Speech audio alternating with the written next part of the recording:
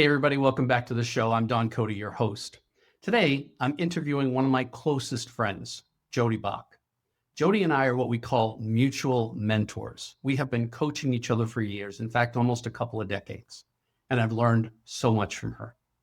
Jodee's a transformational coach, best-selling author, keynote speaker, and such a deep thinker. She is literally years, sometimes decades ahead of most people in the way that she thinks. And I can't wait for you to meet my good friend, Jodee Bock.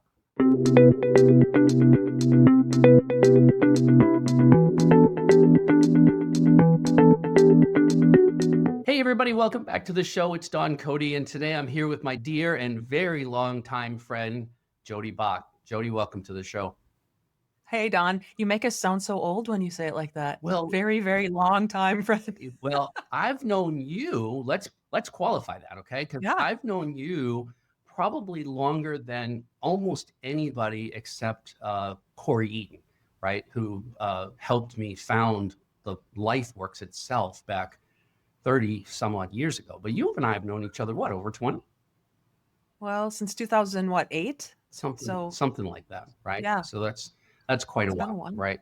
And so that's what I mean by long time. Not that Yeah, because we're very youthful, the both of us. we're very youthful.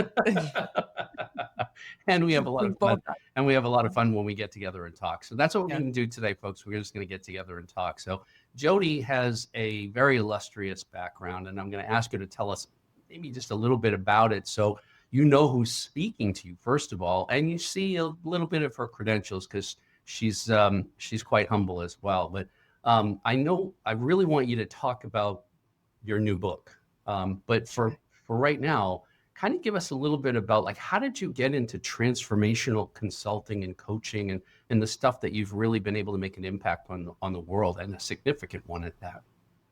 Well, thanks, Don, for that. And thanks for having me on this conversation. I love having dialogues with most people, but especially with you, because we are so good at it if we do say so ourselves. Mhm. So I got into transformational coaching and consulting because I couldn't stay as an employee. I found out that I am constitutionally unemployable, but I found that out I'm so through stealing that phrase. right. I know, through a series of I wouldn't call them failed career moves, but I'm an accidental entrepreneur. I never meant to start a company. It's just that after all of these career moves I had throughout my life, I got to the point where I couldn't not. It felt like I had to start something on my own because nothing really was fitting. Mm. And I was raised in North Dakota by a wonderful family who was very content to just stay the way things were. Mm. That's how I was raised. You stay in a job for what is the old 40, 40, 40, 40 years at a job. I don't even remember what that stands for anymore. 40 hours a week, I remember and you retire at too, but I 40%. don't remember what it stands for either. But I know it's working for 40 years and maybe getting at that. But back then it was a pocket watch or something and a pat on the Yeah, right. I think it's 40 the door. 40 years, 40 hours a week and you retire at 40% of your pay. Oh, okay. Well, that makes sense then. Right. And I just think that's what it was. That's how we were raised. There was no other way of thinking of things. But somewhere in my life, I didn't fit that mold, and I didn't fit that mold forever. And I realized at some point, not that long ago, that if I continue to ask people for directions to places they've never been, I'm just going to continue to stay lost. So when I started my business, by the way, that's a really, I'm giving myself a lot of grace when I call it starting a business, because I didn't have a clue about business. I left corporate America so that I could help people stay in corporate America, because I realized that if the best people keep leaving, then what we're left with in our corporate settings are just, skeletons of people. So I realized that my only perspective is from the employee's point of view. And if I could start a business or start an opportunity where I could help employees see their roles differently, that was my initial intention. But then it turns out that the employees sometimes are smarter than the bosses. And when that happens, then the bosses are the ones Well, the bosses think they already know things, and so then there's really no need for anybody to hire a coach or consultant like me if they already know things. Yeah, and they're trying to preserve the corporate structure, which churns out some result that they want to keep replicating. And so if the employee, even if it's an idea that would make that thing turn out better, they're just afraid to upset the apple cart. I know I did my penance in corporate America for a while. Yeah. Well, and again, I didn't know what I didn't know. So it wasn't like I was even thinking this is wrong or bad. It was just I was wrong or bad, right? In that context, because everybody else seems to be nodding their heads and getting along fine. This must be me. This must be a me issue. And so, continuing on trying to find where I fit. And I remember my parents saying at one point where I said, I'm going to leave this job that I've had for a few years. And they said, but why, Jodee? Everybody knows you and you're doing really well. And I'm like, that's why. Mm. Because I don't want to get stuck in this. Everybody thinks they know who I am after 3 years in an organization. What's the point for the rest of my life? So I didn't really get nothing against my parents, but I didn't get a lot of support from my parents Mm. to, kind of Break out of go find my own way, yeah. right? But at some point they just kind of shook their heads and went, okay, whatever it is now, you know. Yeah. So yeah, over the years I've been in my own business or had my own business since 2005. So I celebrated my 20-year anniversary this year in June of this year, and I look back and I think, how the heck did that happen? It's been a long time. How did I make it that long? And then how has it been that long? Those are two ways I look at it. Ironically, you beat the statistics because the Small Business Administration tells us that 50% of all the businesses that are started today will be out of business in a year, and 80% of them within 5 years. And so Right. you beat the odds. But you and I are both a fan of Michael Gerber's book, The E Myth, right? And the E stands for entrepreneur. And the myth is that people that have a business are entrepreneurs, and most of the time they're self-employed, Right. and they just have a job. They just happen to work for themselves, right? Mhm. So Mhm. how is what you've been doing different from that? I don't think it was a lot different at the beginning because I didn't know. Again, I didn't know that, right? And so there was a time, even in the 20 years I've had the business, I've never not had the business, but I've come in and out of W-2s in that time. I've been recruited into other organizations, or I've become a partner in another organization, or I've always been looking for collaborations, Mm. I think. And again, this is all in hindsight. And sometimes I will compromise my own true desires for the possibility of having some sort of partnership. Mm. And so there have been times where I have gone in for a W 2 for a while and then been emancipated from that W 2 in some ways. Um, there have been a lot of ins and outs in it. So I think the difference for me was I didn't know that I should stop. Mm. And while it wasn't necessarily a business in the business sense of things, I think about I think it's a commercial for something like QuickBooks or something. And the commercial says, when I started my flower business, I thought there would be more flowers and less business. That's kind of how I was I love starting that. out. I love that. So if someone said, Jodee, in a nutshell, what was your business set up to do, and is it the same today as it was, or has it morphed? Tell us a little bit about the business or what you're trying to accomplish with the business, because nobody wants a Right. business; they want to accomplish something with a business. Right. So in 2005, I got a life purpose and career coaching certification. And back then, people didn't know what life coaching was. I hired my first life coach in 2003, and people thought, how do you get a coach for your life? What is that? But that coach really changed the way I looked at personal development, understanding myself, awareness, those kinds of things.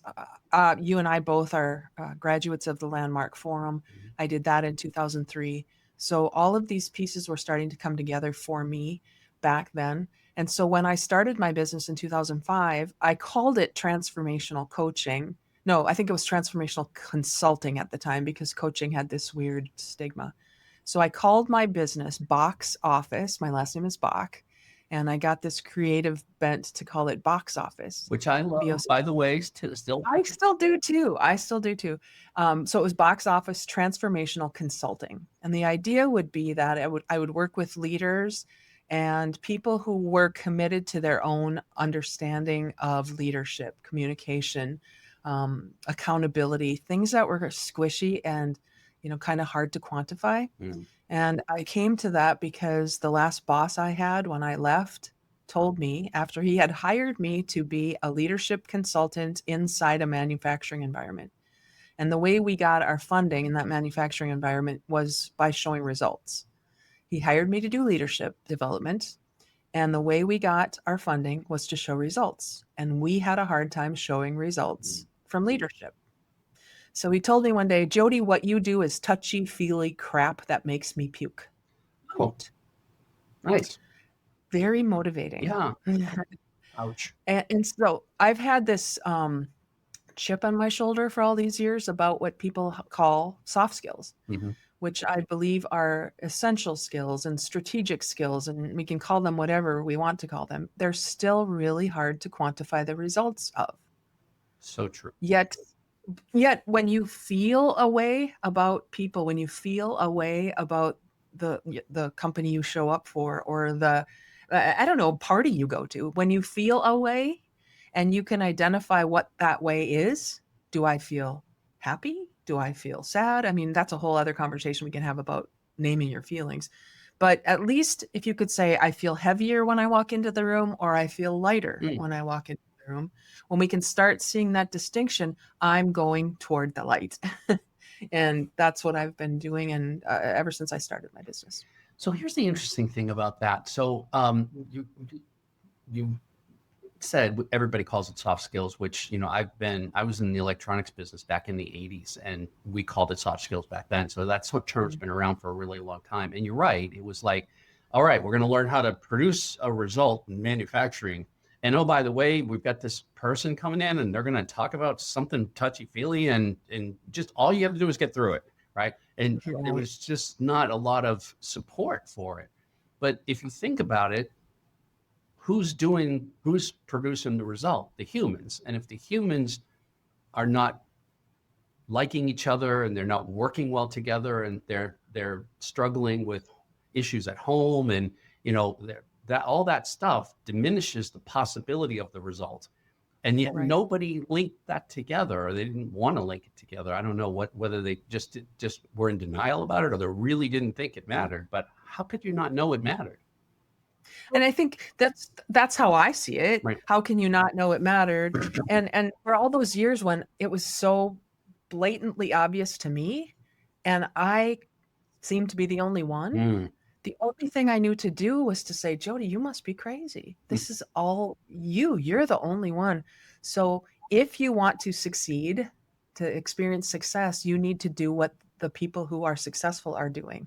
And it wasn't that back then. It wasn't that. And now again, in hindsight, of course they were there. Of course they were out there. But I lived in still do live in North Dakota, where, we're nose to the grindstone people. That's how we get ahead. That's success to us, is how hard we can work. And I'm not dissing hard work, but I think if we misplace the hard work, and physical labor is one thing, but doing the hard work on yourself and understanding your own limiting beliefs and your own preferences and your own values and all of those things, that's hard work too. And it's a little more rare even today that people will take the time to do that and know themselves that well. Yeah, I've said, and you've heard me say this probably ad nauseam, but I've said to people for so many years, you can't improve your life. Everybody wants their life to improve, right? But you can't improve your life. You can only improve yourself. And to the degree you improve yourself, your life will improve.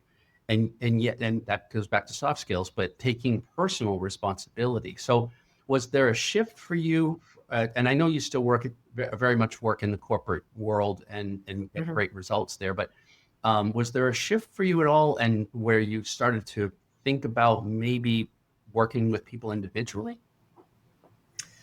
Yes. Well, when I got my coaching certification in 2005, I think my original intent was to work with people individually. And so that is still where I get a lot of joy working with people individually. And back in 2005, people weren't investing in themselves. Mm, Why would I pay for my own thing? I am an employee. My employer needs to pay for the things that I do. That was the mindset I had mm. before 2003. Wow. I didn't know you could go out and do things on your own. It just didn't occur to me. I was so entitled as an employee. I had this weird mindset that they owe me somehow.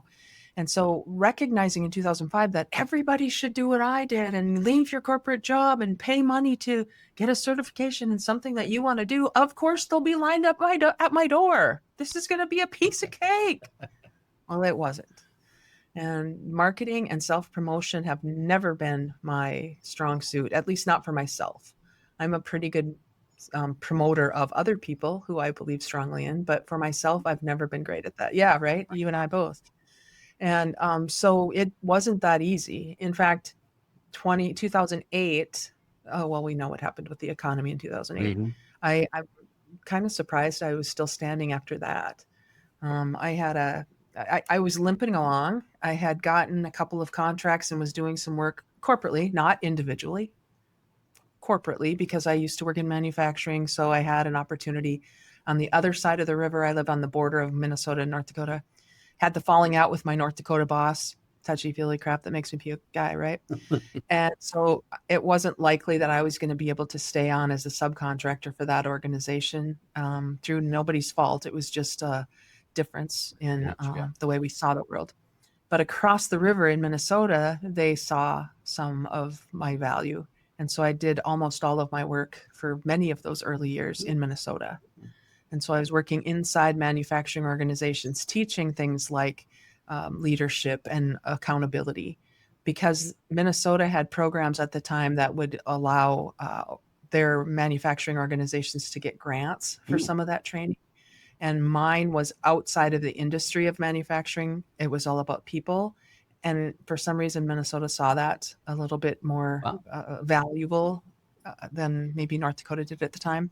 And so that was how I kept the lights on, basically. Mm. Um, 2010, I really had I was tired. It was so hard, and I was just not sure where my money was coming from. I'm not a good hustler or grinder. I'm just not great at that. I did everything, right? I created the programs, I delivered the programs, I followed up, I did the sales, I did all of those things. I had to do it all myself. And there were some parts of that I did better than other parts. And And we didn't have the some tools back then that we have today. So no, things were no. so hard to get done. A landing Yeah. page or website, and it was just hard back then. Yes, it was a slog. And I thought, well, but that's why they call it work. That's why they don't call it play, right? So I told myself it has to be hard work. And you have to, do hard work so that you can deserve to make money to do the things you love. They're not to be combined. They're two separate things. And in 2010, I had a reading. I know this is going to sound really weird, but I had a friend who was doing some energy healing stuff. Mm. And I didn't know anything about it at the time. And she did a reading for me, and she uncovered some things Really? in her work that, it was just really eye opening to me. Some things I didn't know, and I didn't know I didn't know them. Mm. And so things like limiting beliefs and things that you kind of bury in your own subconscious that are holding you back, but you wouldn't know because you're not conscious of Well, them. yeah, subconscious, right? Below the conscious. Right, right. And so she really helped me uncover those things. By the way, let me back up a little bit. In 2008, I went to work with Bob Proctor, so I understood the concept of subconscious. I understood these things.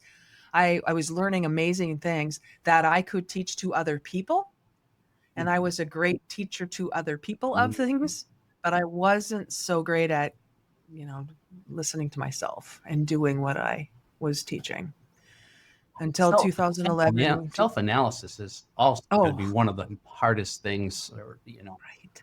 to I mean, looking in the mirror, right? That's gotta be the Yeah. hardest thing it's to do. It was then. It was for me, and I just didn't know. I was, you keep busy so you don't have to stop and look in the mirror. Mm. I was busy, busy, busy, busy, but not productive in the way that you would be if you were building a Mm. business. In 2011, through a series of coincidences, I suppose, I was recruited to join a real estate organization as a team leader. And for 3 years, I had the opportunity to do my coaching and the things that I really wanted to do inside a company that understood itself to be a training company that happened to be in the business of real estate. Mhm. So I learned so much, and I just really thrived, I thought, Mm. in that job, until it came to a point where energetically, and again, in hindsight, energetically, we were on the same path, I thought, until we weren't.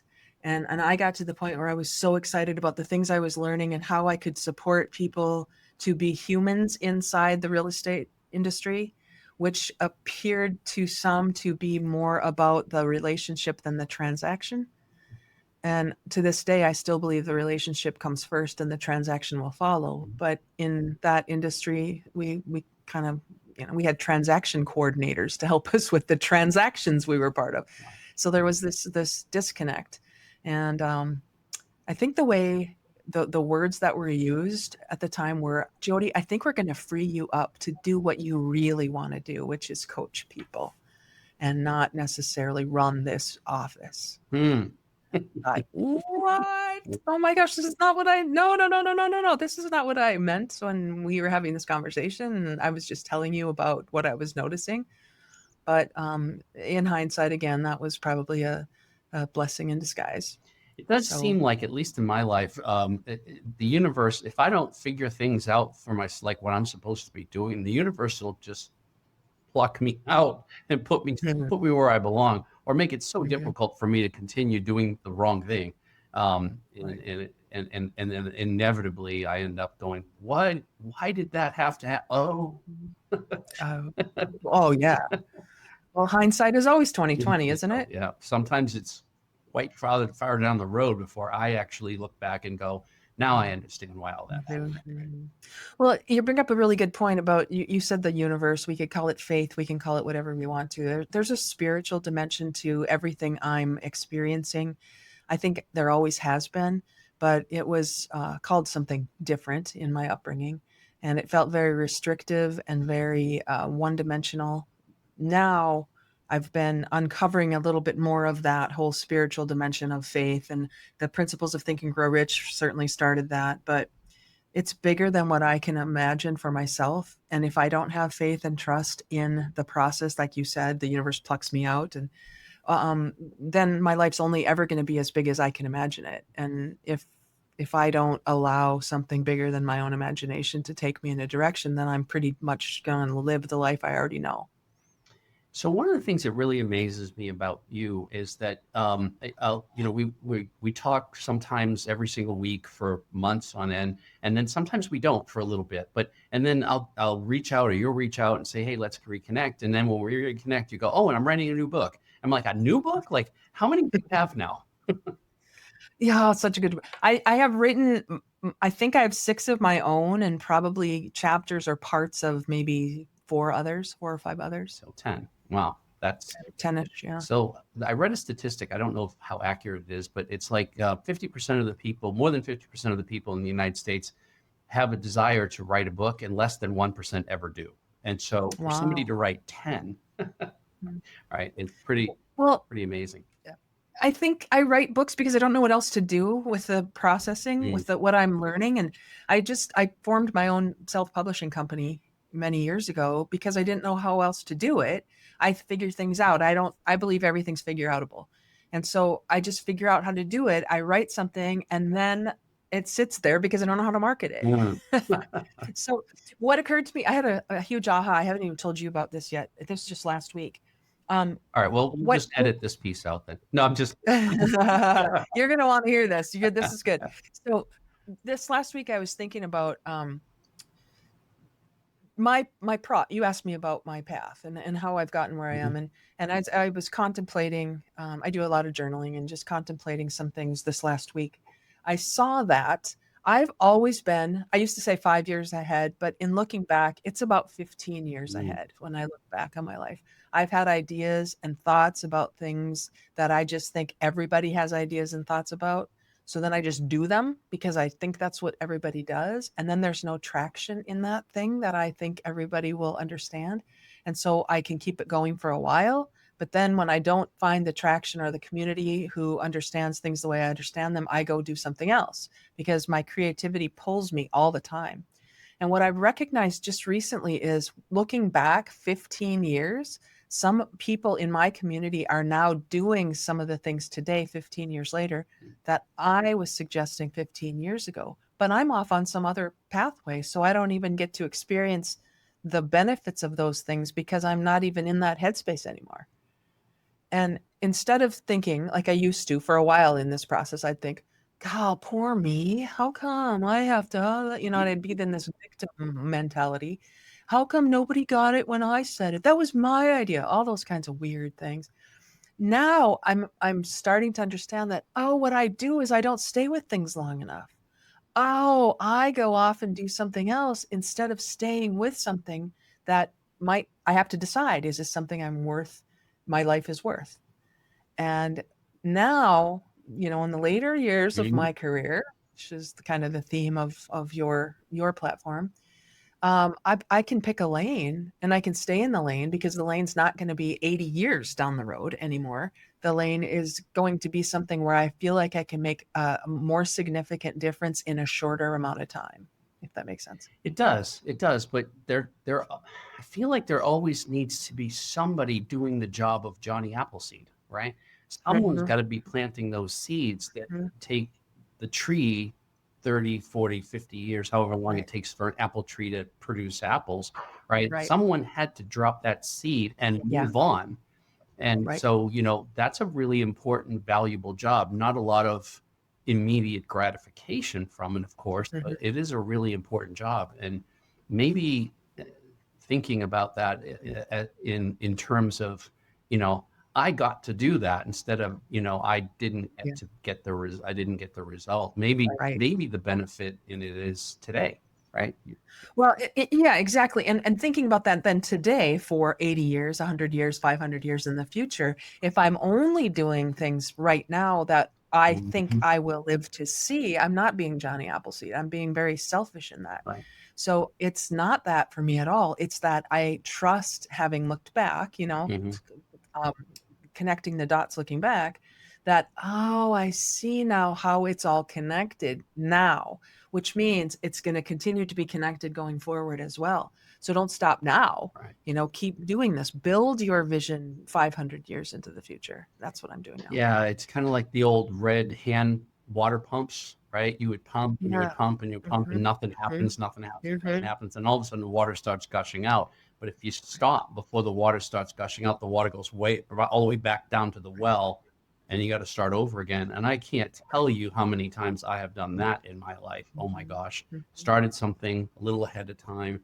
And so I think that's the big reason why you and I have our kinship, is because we've done some of the same kinds of things and didn't get the result and didn't know why, and thought, well, maybe I'll try something else and try something else. I had a boss one time tell me, probably in my early 40s, he said, so I'm looking at your resume and there's something really curious about it. You don't ever stay with anything for more than like 2 or 3 years. And he Mhm, said, you don't get any leverage that way by mhm, moving on.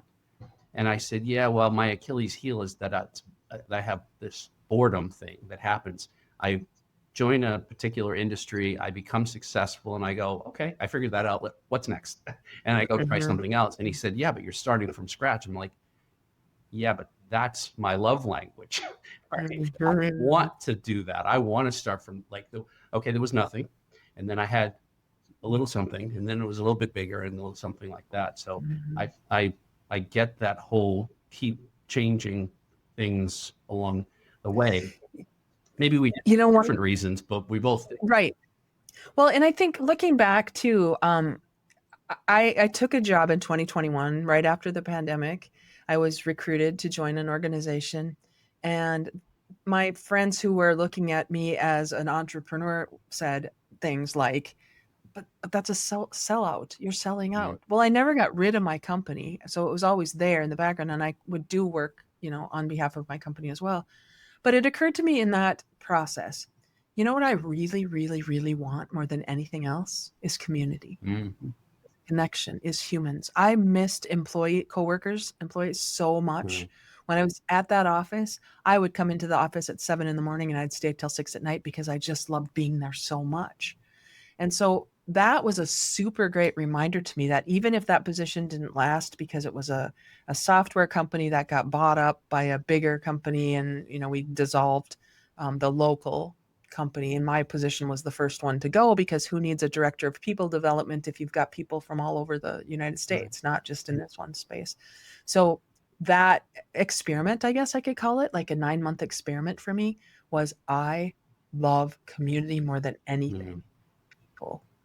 So wherever I can be with people, in person is awesome and great.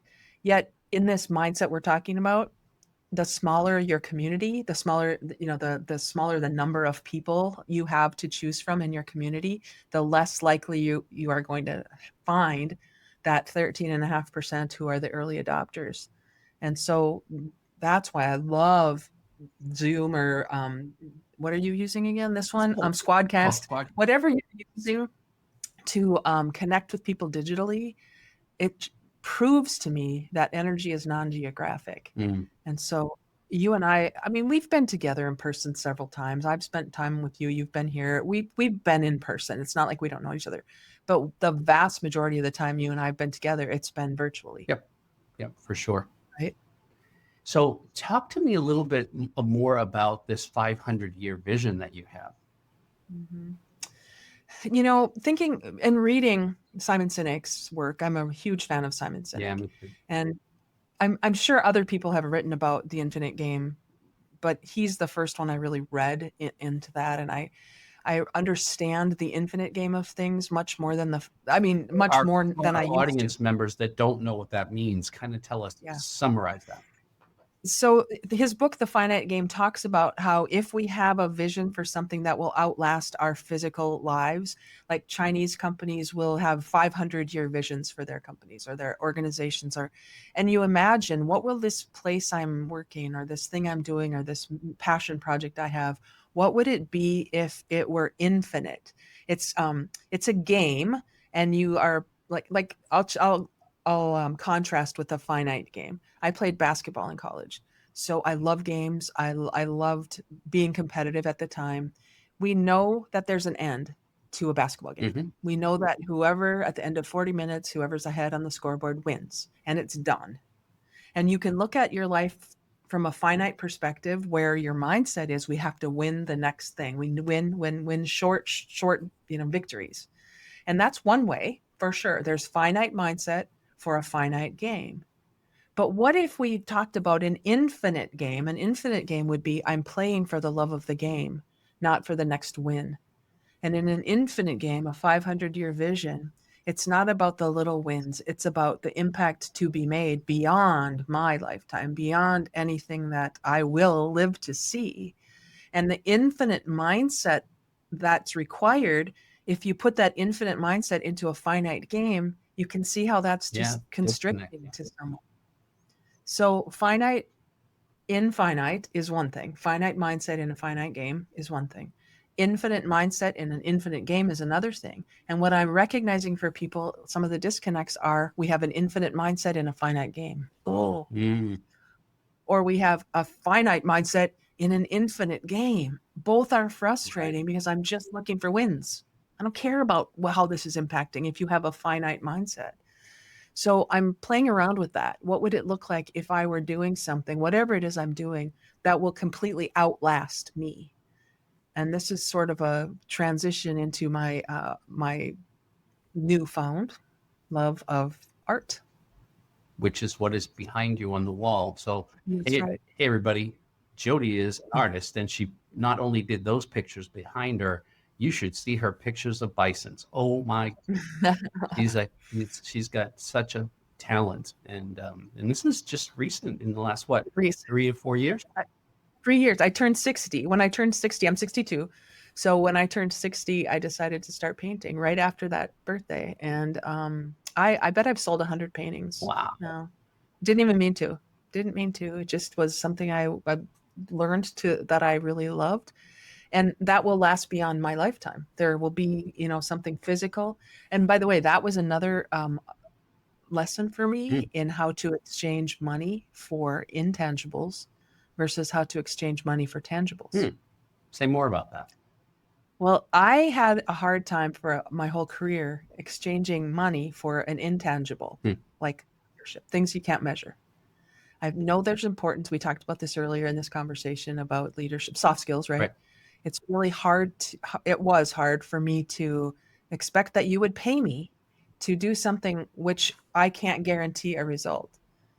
So only 2 years ago, right? I started painting for fun, and then people would say, "I'd like to give you money for that piece of canvas." I'm like, "What?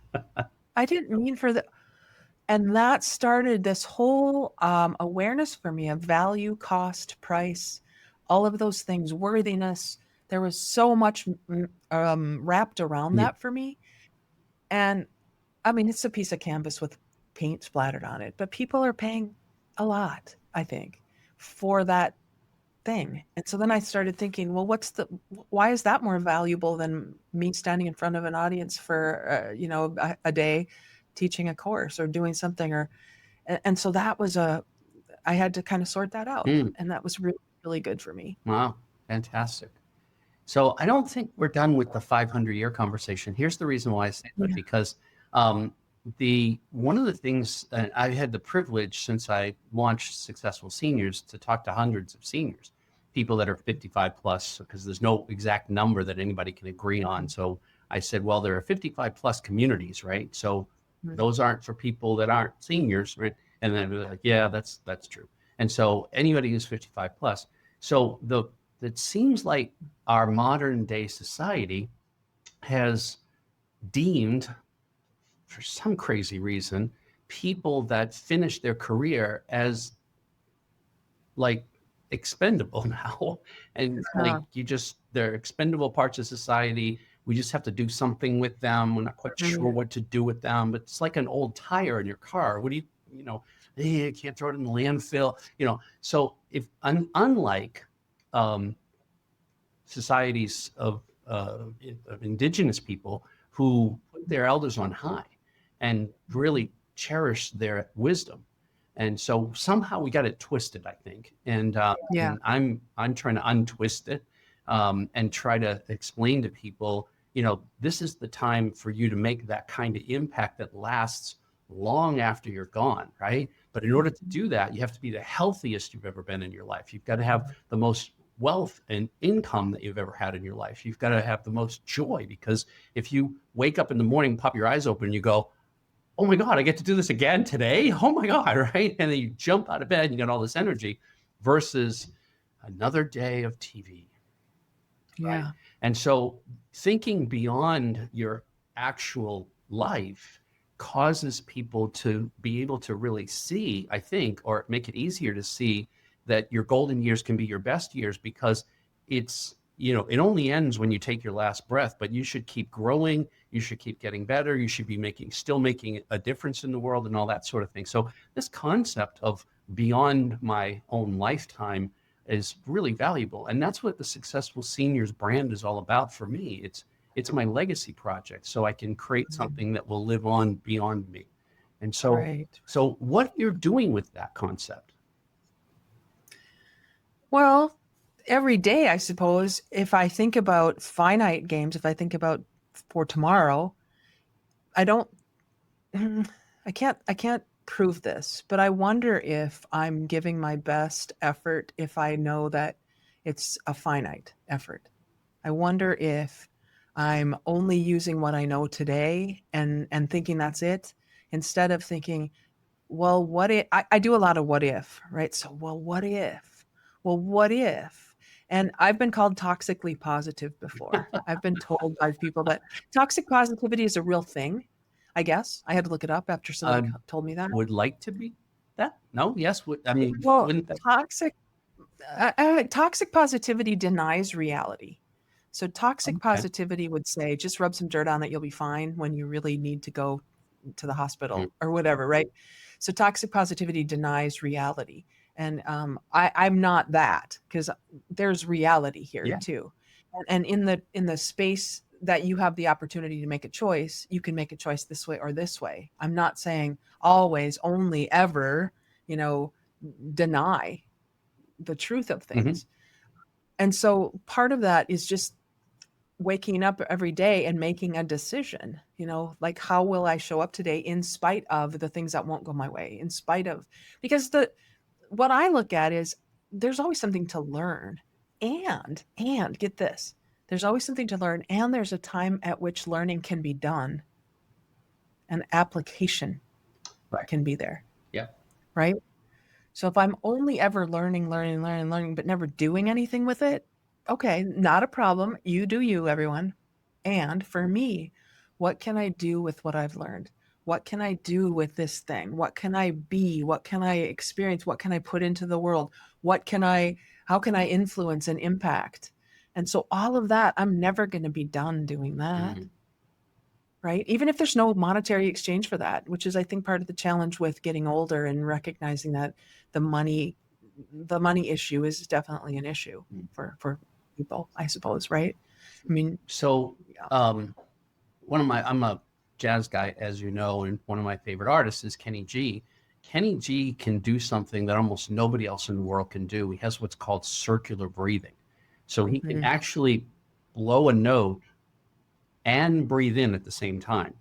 He mhm, can literally hold a note indefinitely, which seems impossible, but he can for some reason. So that's kind of how I've lived my life, with learning and doing and learning and doing and learning and doing and just mhm, trying to. So the learning never stops, but the doing never stops either. mhm, And so if we could get that mindset, if we could help people be able to have that mindset, like, well, it's not done when I'm done, it's not done for me, right? I mhm, want to mhm, create something. What if we could help people to be able to just think this way, create something that will live on beyond them, that legacy thing. And so they get to keep working on that until they're called to the other pasture, right?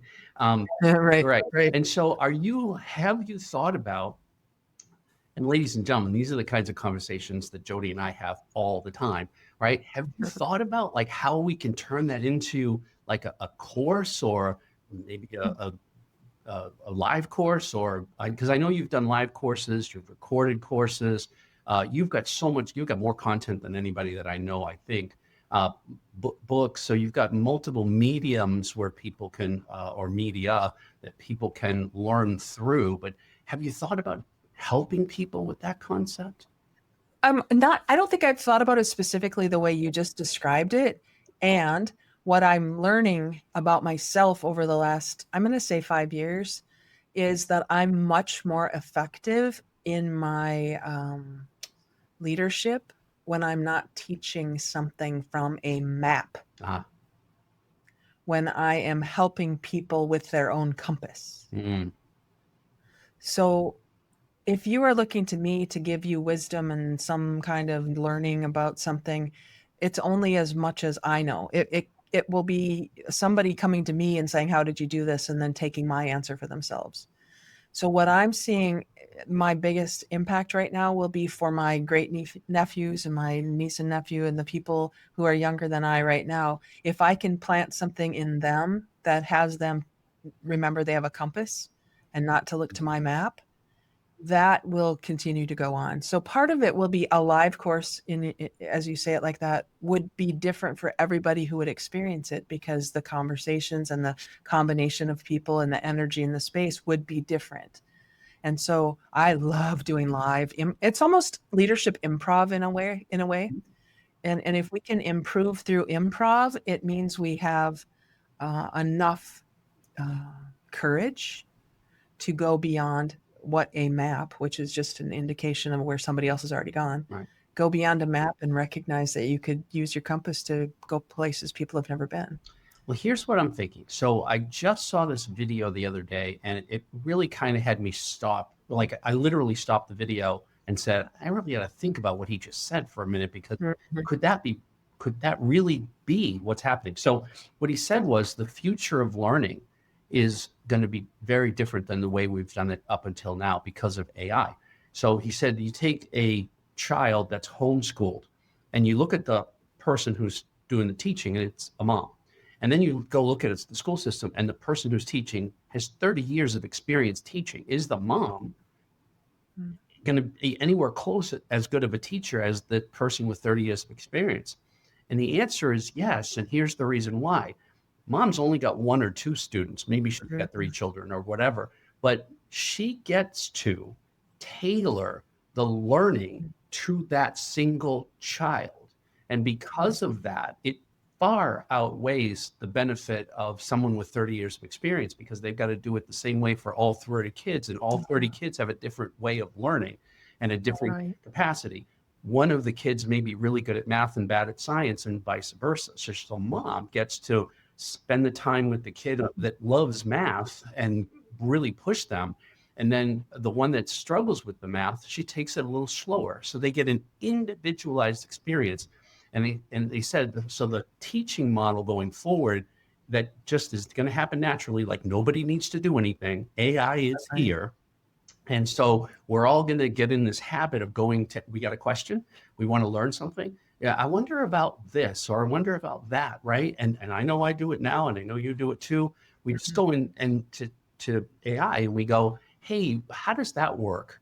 And now what I've been doing is I end every prompt that I create by asking, what should I be asking you that I haven't already asked? Or what do you need to know? What questions do you have for me so you can do a great job at that?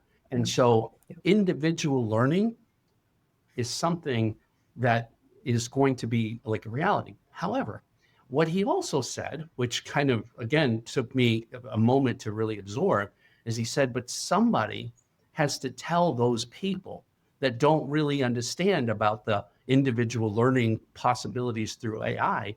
Someone's got to get those people together and go, hey, let me show you what you can do, right? And the prompt engineering courses are now, get certified as an AI prompt engineer and all that kind of stuff. But I think that and I would love to brainstorm this with you. I'd love to see how we can help accelerate the number of people that go, well, I don't know where to start with creating a legacy. We go, yeah, okay, so let's show you where to start, and then you're off on your own. But to be able to help more and more people, because I think a lot of people that would be considered seniors are kind of afraid of AI. They have an impression of it that's different than maybe you or I, looking at it like it's a tool for my own personal growth. They look at it like it's a threat of some kind, which is really sad, because people go look for it or look at it because they're afraid of it. So I don't know. I think it would be great to be able to kind of talk about how we could maybe help accelerate the awareness of it. But that'd be great. Yeah, talk to us a little bit about what you're like. What's lighting you up right now? I know you just wrote another book. Goodness sakes. Yeah, I did. I wrote another book, which it's called Just Give a Shit, which is language I never use. But I'm so in the space of life is too short and too long to be doing things you don't give a shit about. So if we feel trapped in something we don't care about, it'll feel like it's so long. But if we find something that we care a lot about, it'll feel really short. And so if we can just have a relationship with time that allows us to work on being present instead of future and past, then we can find that thing we give a shit about. The subtitle is Dare to Care. Dare to care. It takes courage. Dare to care. Get real.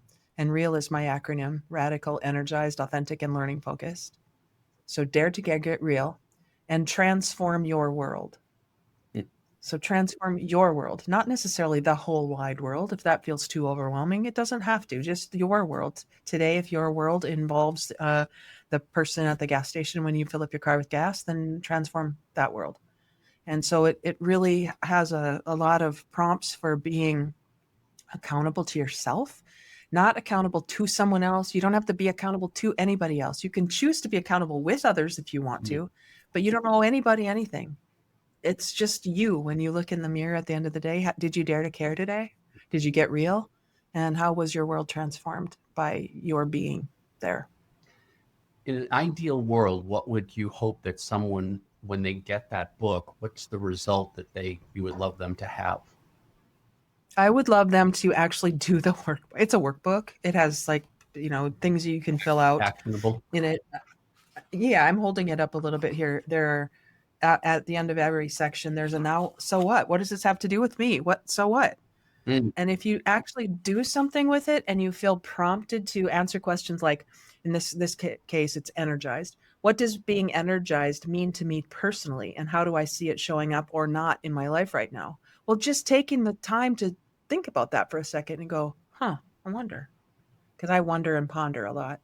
Write it down because that'll impact your brain. It'll bring you, into the space of being present. In what specific area of my life could this principle create a positive change? Specifically. Write it down, take that action. What habits, beliefs, or actions might be holding me back from fully embracing this principle? Well, write it down. I'm telling you, the action of thinking about it and then writing it down are two different actions. And then what you've done after you've gone through this workbook is how do you now show up? You don't have to do anything differently, but you're now impacting the way you be before you do what you do. And if in our communities, wherever your community is, wherever you live, if enough of us are being present, taking this seriously, really taking, I mean, I've had people do book studies with this book. Sure. And in the conversations that happen while we're reading the book, in that present moment, somebody is being impacted in a new way so that when they leave, they now don't kick the dog or they now, don't. I mean, there's some little butterfly effect that can happen when people just become present and accountable to their greatest self. And So that's what I think the writing down of it too. Naturally, I have a pen in my hand to illustrate my point. But right. we're all on the keyboard so much, and Mhm. from a neuroscience standpoint, the way the neurons connect, the neural Mhm. pathways connect, is very different when you're touching a keyboard than when you write. And I don't know why that isn't more understood in the world. Because when I talk to people about it, they're like, "Really? How do you know that?" Well, the science Mhm. proves it. Mhm. Um, and um, and and if that's true, writing a journal. I talked to Mark just the other day, and Mark said, "I've been keeping a journal for like 4 months, and I never did before. Every day." And so what? And I said to him, "What's the impact?" He said, "I can't even explain it. It's just so different." Mhm. Um, and Part of LifeWorks University, part of the LifeWorks Life Mastery planning system was a journal that I recommended to, as you know, I recommended that people make at least 4 bullet points per day, right? What successes did you have, right? You change the car tire by yourself or whatever, right? Big or small, right? What failures did you have? I spilt the milk. Oh my gosh, right? It doesn't have to be big or small. But the third thing was, what ahas did you have? And we have them and we don't document them. And it's so sad, Mhm. right? Because it just vanishes, right? And the third thing is gratitude. And I believe the door to abundance is gratitude. The more grateful you are for what Mhm. you have, more. So the writing down in your book, to go back to what we were really talking about, the writing down to go internal, think about the answer and write it down, and it's documented, and those neurological connections are different than just typing in a computer. You can go back. You have a document that you can go back to, and kind of like the old cartoons where you flip through the pages and it looks like something's moving when it's all inanimate pictures, right? Same thing with that document that you have, your book, which is very actionable. People could kind of go through and page by page and see the progression of their thinking change to be more in the present, and have that richness of life that there's no end to, right? You can always, like math, you can always add one to any number, right? You can always have a richer life tomorrow than you did today. Mm. Well, it's a beautiful tool. Yeah, What if people wanted to get it? Is it on Amazon? it is on Amazon. You could go to my website and you could see all of my books there if you Ah, want to, let me check it out. jodeebock.com. there's a tab called Jodee's Books, and this latest one is the first one you'll see on that page, and that gives you an opportunity to. It's simple. It's really well. It's the subtitle is. Oh, I have the preview copy right here because I just happen to have the preview copy. Where's the camera? It's so simple, right? It's so simple. Just give a shit. So it's very simple. It's not complicated here. And the reality is that very few people will actually take the time to do this. Yeah. So if you feel called at all, everybody, here it is. It's right there for you. And I've seen, it's funny because, again, going back to how we started this conversation about planting seeds and about being 15 years ahead, and there are things coming up right now in my physical space where somebody said, somebody joined a book group I have on Saturday. We started a new book last Saturday. And she said, I've been following you forever, for a lot of years. And I don't know her, but she lives in my town. And she said, you spoke at a place that I work 15 years ago or something. Now, she brought up that 15 years, right? And she said, I've never forgotten what you said. And she said, I saw you're doing this book. I saw it. I post on LinkedIn and Facebook. I post all the time. But for some reason, she saw this one and said, I want to be part of this. And so she joined our group last Saturday. And you never know. My mom was a teacher for 40 years. A teacher affects eternity because he never knows where his influence stops. Mm-hmm. And that's what every day, what are we doing every single day? Even if we may never see the results of it, that's the infinite game that we're up to here. That I know it's going to sound trite, but it's not about the years in your life. It's about the life in your years, right? So what are we doing, everyone? What are we doing? What action are you taking today to say, at the end of the day, I did everything I could today. I learned a lot. I impacted people. What more is there? Yeah. So everybody, we're about out of time, but Jodee and I have been talking this way for years, so we're not out of time. We're going to just keep talking, but for now, we're going to end here. And I want to offer a challenge, which I don't think I've done in any of my podcasts before. The challenge is this: get the damn book. Give a shit. Get the damn book and write shit down and make it make a difference for you. It's just a tool. It's just a bunch of pages with a bunch of ink on it. But when you get it, you can turn that into a life-altering experience. So please take me up on the challenge. Get the book, but more importantly, read it, write stuff down, and allow it to change your life. Jodee, thanks so much for being here today. My pleasure. Thanks, Don. All right. Thanks, everybody, for watching, and I'll see you next time. Bye for now.